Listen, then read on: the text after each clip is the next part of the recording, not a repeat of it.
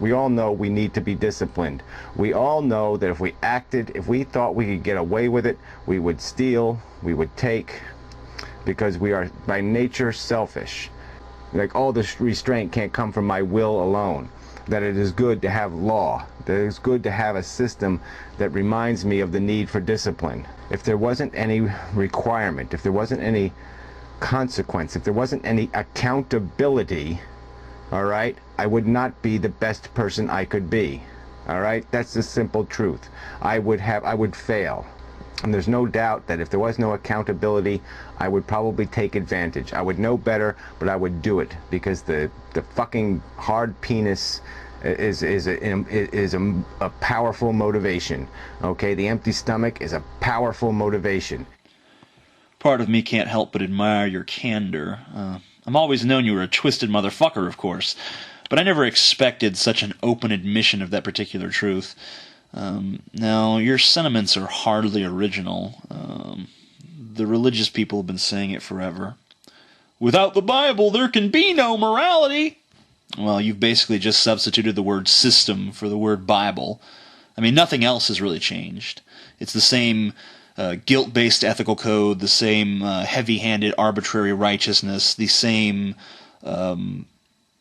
dismissal of the human spirit, the same viewpoint of human beings as like inherently evil creatures.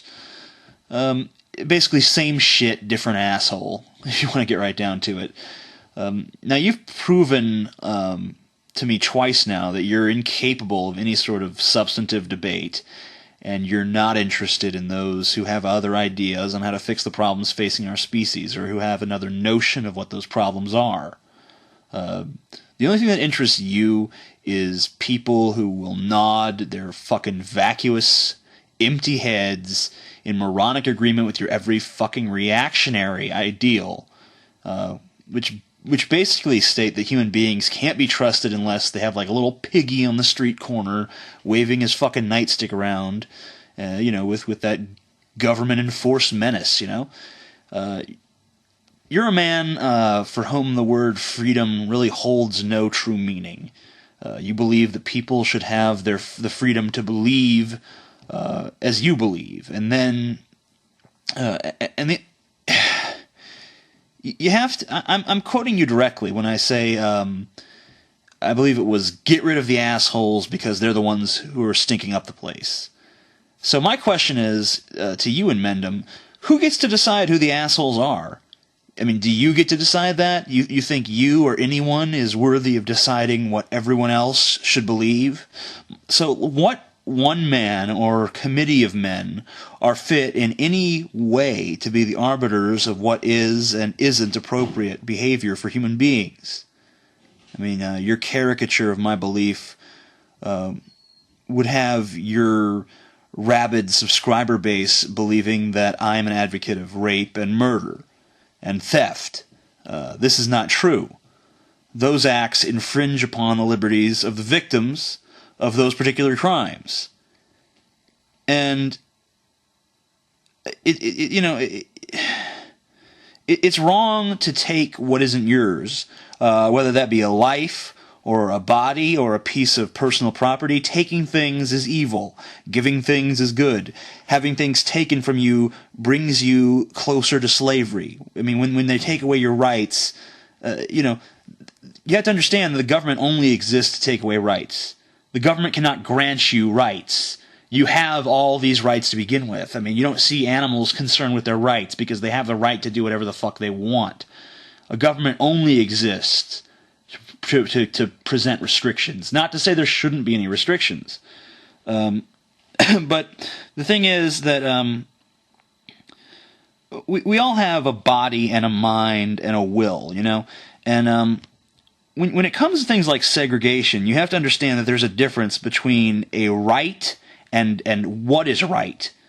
I believe that men have the right to control the land they own. This means a white man who owns a barber shop can say no black men can get his hair cut here.